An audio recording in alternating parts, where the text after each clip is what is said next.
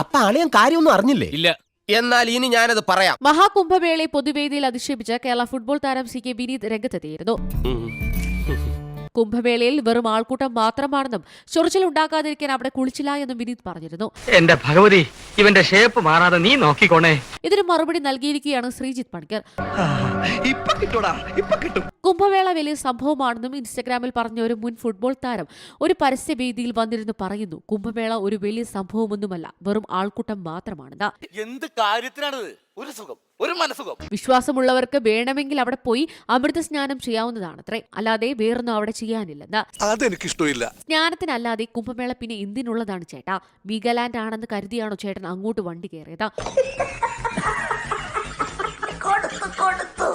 ഹോട്ടലാണെന്ന് കരുതി ബാർബർ ഷോപ്പിൽ കയറിയ തളത്തിൽ ദിനേശിന്റെ ആരാണ് ചേട്ടാ അങ്ങ്? ചേട്ടൻ ബാക്കി പറയുന്നതെല്ലാം രാഷ്ട്രീയമാണ്. കേന്ദ്ര സർക്കാരിനെ കൊട്ടാൻ കിട്ടുന്ന അവസരമൊന്നും ചേട്ടൻ കളയാറില്ല. ഒരു കൈവതം നാറ്റുകരുത്. ഗംഗയിൽ മുങ്ങി ചൊറി പിടിക്കേണ്ട എന്ന് കരുതി ചേട്ടൻ അവിടെ മുങ്ങിയില്ലത്രേ. എന്തായാലും കേന്ദ്ര സർക്കാർ ജോലി ഉണ്ടായിട്ടും അതേ കൃത്യമായി പോകാതെ മുങ്ങി നടന്നതിന്റെ പേരിൽ സർവീസിൽ നിന്ന് പിരിച്ചുവിട്ടതിന്റെ ചൊറി ചേട്ടൻ ഇതുവരെ മാറിയിട്ടില്ല. നമ്മൾ ഈ നാണം കേട്ടല്ലോ. അഭയം കൊടുത്ത കെ ഭൂതനെ പാടിപ്പുകഴ്ത്താൻ ചേട്ടന് മടിയുമില്ല. എന്തായാലും ഭൂതന്റെ വീടിന്റെ തൊട്ടടുത്തുള്ള ആവിഴഞ്ചാൻ തോടിനെ കുറിച്ച് ചേട്ടൻ ഒന്ന് മനസ്സിലാക്കുന്നത് നന്നായിരിക്കും. ചേട്ടൻ പറഞ്ഞ മാതിരി വെള്ളത്തിൽ മുങ്ങി ചൊറി പിടിക്കുകയല്ല, ജീവൻ നഷ്ടപ്പെട്ട മലയാളി ഉണ്ട് ചേട്ടാ ഇവിടെ, പേര് ജോയി. കേരള 100% ലിറ്ററസി എന്നിങ്ങനെയാണ് ശ്രീജിത്ത് പണിക്കറിന്റെ ഫേസ്ബുക്ക് പോസ്റ്റ്.